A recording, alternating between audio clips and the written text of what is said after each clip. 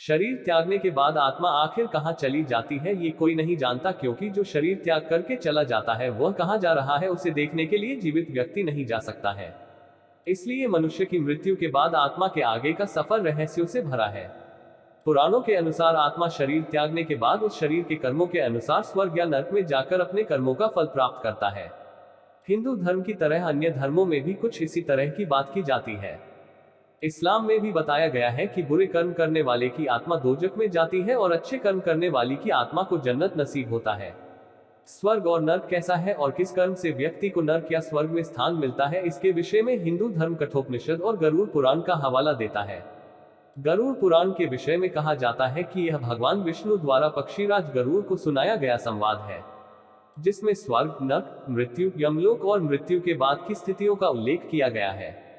पक्षीराज गरुड़ को यममार्ग और नर्क के बारे में बताते हुए भगवान विष्णु गरुड़ पुराण में कहते हैं कि नर्क की कुल संख्या 84 लाख है। 84 लाख नर्क में 21 प्रमुख नर्क हैं, जो तामिश्र, लोहशंकु, महारौरव, शलमली, रौरव, कुडमल, कालसूत्र, पुतिमृतिक, संघात, लोहितों, सविश, संप्रतापन, महानिरय, काकोल, संजीवन, महापथ, अविची, अंधतामिश्र, कुंभीपाक, संप्रतापन और तपन नाम से जाने जाते हैं। भगवान कहते हैं कि इन नरकों में धर्म से विमुख पापी मनुष्य आते हैं और अपने कर्म के अनुसार युगों तक नरक भोगते हैं। इन नरकों में कई यमदूत रहते हैं जो पापी मनुष्यों को तरह तरह की यातनाएं और कष्ट देते हैं। गरुड़ पुराण के अनुसार किसी भी प्राणी को नरक में भेजने से पहले यमराज और मनुष्यों के कर्मों का लेखा जोखा रखने वाले अधिकारी चित्रगुप्त प्राणी को उसके सारे कर्मों को बताते हैं और प्राणी के पाप और पुण्य फैसला उसी प्रकार सुनाते हैं जिस प्रकार अदालत में अपराधी को न्यायाधीश दंड सुनाते हैं। इसके बाद यमराज अपने दूत चंड और प्रचंड को आदेश देते हैं कि प्राणी को किन किन नरकों में जाना है और फिर यमदूत प्राणी को एक पाश में बांधकर यमलोक से नरक लेकर आते हैं। यमलोक, जहां मृत्यु लोक से गए प्राणियों के कर्मों का लेखा जोखा होता है, वहां के राजा यमराज है।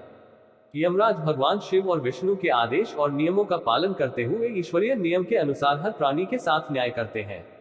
यमराज के विषय में पुराण कहता है कि यम कठोर नहीं है, वह चाहते हैं कि हर प्राणी पुण्य कर्मों से स्वर्ग में स्थान प्राप्त करे। लेकिन जब मनुष्य पाप कर्म के कारण यमलोक पहुंचता है तो यम बहुत क्रोधित होते हैं और अपना उग्र रूप दिखाते हैं। इस समय यमराज का शरीर का विस्तार 12 योजन यानी 36 किलोमीटर तक होता है। यमराज का शरीर काजल के समान काला होता और वह अपने वाहन भैंस पर सवार होकर क्रोध से लाल नेत्रों से पापी मनुष्य को देखते हैं। इनकी कई भुजाएं होती हैं जिनमें यमराज यमदंड और कई अन्य शस्त्र धारण किए रहते हैं। यमराज की तरह चित्रगुप्त भी पापियों को देखकर क्रोध से उग्र रूप धारण कर लेते हैं, जिन्हें देखकर पाप कर्म करके यमलोक पहुंचने वाला प्राणी भय से कांपने लगता है।